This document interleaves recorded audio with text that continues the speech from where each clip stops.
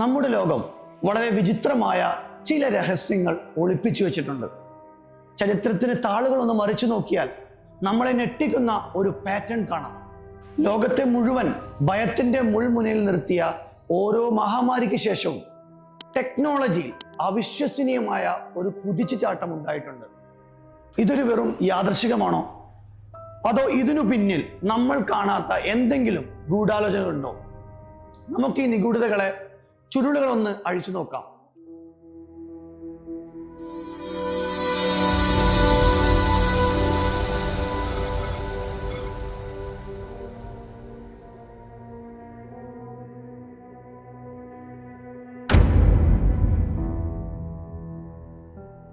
വർഷം 1347 ഇറ്റലിയിലെ ഒരു ശാന്തമായ തുറമുഖത്തേക്ക് ഒരു കപ്പൽ അടുത്തു വരികയാണ്. അതിലെ പകുതിയോളം വരുന്ന മനുഷ്യർ മരിച്ചു കഴിഞ്ഞു. ജീവൻ ബാക്കിയുള്ളവരുടെ ശരീരത്തിൽ ഒരു ഭയാനകരമായ കറുത്ത പാടുകളും. യൂറോപ്പിനെ കാർന്നു തിന്നാൻ എത്തിയ സാക്ഷാൽ ബ്ലാക്ക് ഡെത്ത് വെറും 3 വർഷം കൊണ്ട് യൂറോപ്പിലെ പകുതി ജനങ്ങളും ഏകദേശം വരുന്ന 2.5 കോടി ജനങ്ങൾ അവിടെ മരിച്ചു വീണു. പക്ഷേ ഈ ഇരുട്ടിന് ശേഷം സംഭവിച്ചതാണ് ഏറ്റവും വലിയ ട്വിസ്റ്റ്. പണിയെടുക്കാൻ ആളില്ലാതായി. പഴയ ഫ്യൂഡൽ സിസ്റ്റം തകർന്നു. ബുക്കുകൾ പകർത്തി എഴുതുന്നവർ മരിച്ചതോടുകൂടി പുസ്തകങ്ങൾക്ക് വലിയൊരു ഡിമാൻഡായി. ആ ഡിമാൻഡാണ് ജോഹന്നാസ് ഗുട്ടൻബർഗിനെ കൊണ്ട് ചരിത്രം മാറ്റി എഴുതാൻ പ്രിന്റിംഗ് പ്രസ് കണ്ടുപിടിച്ചത്. ഡാർക്ക് വെബിലെ തിയറികൾ ചോദിക്കുന്നത് ഇതാണ്: ഈ പ്ലേഗ് വെറുതെ വന്നതാണോ, അതോ പുതിയൊരു സാമ്പത്തിക വ്യവസ്ഥയ്ക്ക് വേണ്ടി വെനീസിലെ പണക്കാർ മനഃപൂർവ്വം അഴിച്ചുവിട്ടതാണോ? ഒന്നാം ലോക മഹായുദ്ധം കൊടുമ്പിരി കൊണ്ടിരിക്കുന്ന സമയം അമേരിക്കയിലെ ഒരു മിലിറ്ററി ക്യാമ്പിൽ ഒരു പാചകക്കാരന് ചെറിയൊരു പനി വരുന്നു. വെറും 48 മണിക്കൂർ കൊണ്ട് അത് 500 പേരിലേക്കാണ് ആ പനി പടർന്നത്. പട്ടാളക്കാരിലൂടെ അത് ലോകമെമ്പാടും പടർന്നു. Spanish flu. യുദ്ധത്തിൽ മരിച്ചതിനേക്കാൾ കൂടുതൽ മനുഷ്യർ, ഏകദേശം 5 മുതൽ 10 കോടി ആളുകളാണ് അവിടെ മരിച്ചു വീണത്. മനുഷ്യർ വീടിനുള്ളിൽ അടച്ചിരുന്ന ആ സമയത്ത് പുറം ലോകവുമായി ബന്ധപ്പെടാൻ അവർക്ക് പുതിയൊരു വഴി വേണ്ടി വന്നിരുന്നു. അവിടെയാണ് ടെലിഫോണിന്റെയും റേഡിയോയുടെയും അവിശ്വസനീയമായ വളർച്ച സംഭവിക്കുന്നത്. ദൂരെ എവിടെയോ ഇരിക്കുന്ന ഒരു ഡോക്ടർക്ക് ടെലിഫോണിലൂടെ ചികിത്സ തുടങ്ങി. കൃത്യം ആ സമയത്ത് തന്നെ മാസ് കമ്മ്യൂണിക്കേഷൻ ടെക്നോളജി വളർന്നത് വെറും ഒരു കോയിൻസിഡൻസ് ആണോ? ഇനി അതോ വാർത്തകൾ സെൻസർ ചെയ്യാനും നിയന്ത്രിക്കാനും സർക്കാരുകൾക്ക് കിട്ടിയ വലിയൊരു അവസരമായിരുന്നു അത്? 1981 അമേരിക്കയിൽ എയ്ഡ്സ് റിപ്പോർട്ട് ചെയ്യപ്പെടുന്നു.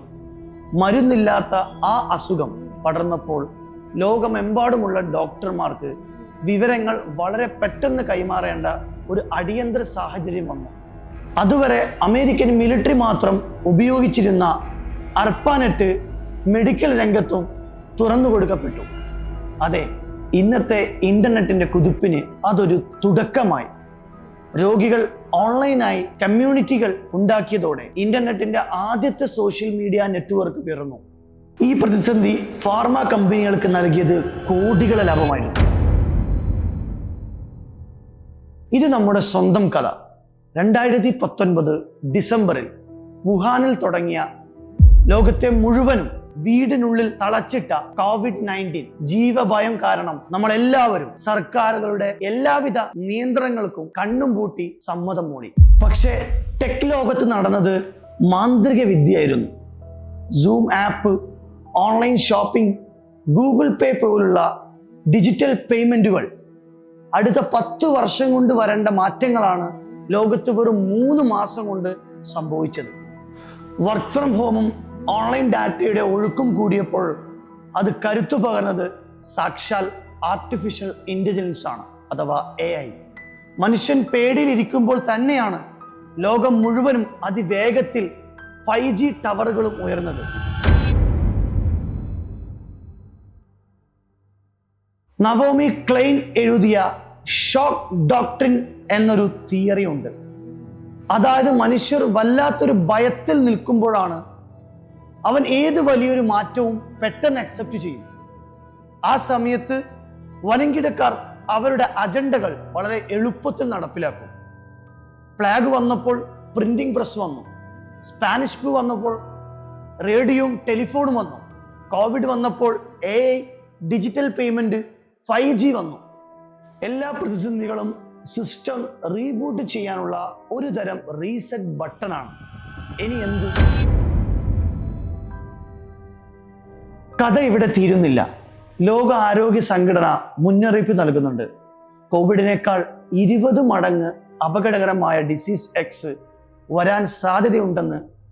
അങ്ങനെ ഒരു ഷോക്ക് വീണ്ടും വന്നാൽ ആ സമയത്ത് ഏത് ടെക്നോളജി ആകും നമുക്ക് കാത്തിരിപ്പുണ്ടാവുക? ന്യൂറാലിങ്ക് പോലെ തലച്ചോറിൽ ഘടിപ്പിക്കുന്ന ചിപ്പുകളാകുമോ, അതോ ഡിജിറ്റൽ ഐഡന്റിറ്റിയും ക്രിപ്റ്റോ കറൻസികളും നമ്മുടെ ജീവിതം പൂർണ്ണമായും നിയന്ത്രിക്കുമോ? ജീവൻ രക്ഷിക്കാൻ വേണ്ടി വരാനിരിക്കുന്ന ആ പുതിയ മാറ്റങ്ങളെ നമ്മൾ സ്വയം ഇരു കൈയും നീട്ടി സ്വീകരിക്കുമോ? ഉത്തരങ്ങളില്ല. ബാക്കിയാവുന്നത് കുറച്ച് ചോദ്യങ്ങളും കൃത്യമായി ആവർത്തിക്കുന്ന ഒരു നിഗൂഢ പാറ്റേൺ മാത്രം.